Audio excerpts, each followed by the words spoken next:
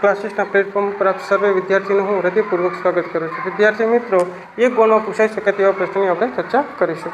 તો વિદ્યાર્થી મિત્રો, અહીં આપેલું સમીકરણ છે, તો એનો આલેખ સંપાતી રેખાઓ ક્યારે મળશે અને ઉકેલ અનંત ઉકેલ ક્યારે મળશે? તો વિદ્યાર્થી મિત્રો, કોઈ પણ સમીકરણ આપેલું હોય તેની સંપાતી રેખાઓ ક્યારે મળશે અને ઉકેલો અનંત ક્યારે મળશે તેના વિશે આપણે સમજીશું।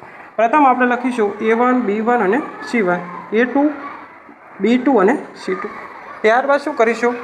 A1/A2 ગુણોત્તર શોધીશું, B1/B2 ગુણોત્તર શોધીશું અને C1/C2 ગુણોત્તર શોધીશું।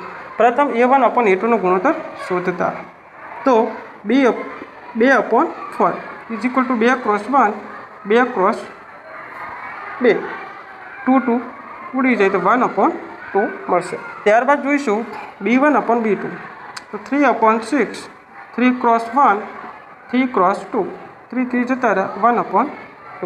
ત્યારબાદ જોઈશું C1/C2, -12/-24 is equal to 12x1 12x2, તો 12 × 2 = 24 ને 12 જતા રહેશે, મળશે 1/2, ઓછા ઓછા પણ જતા રહેશે।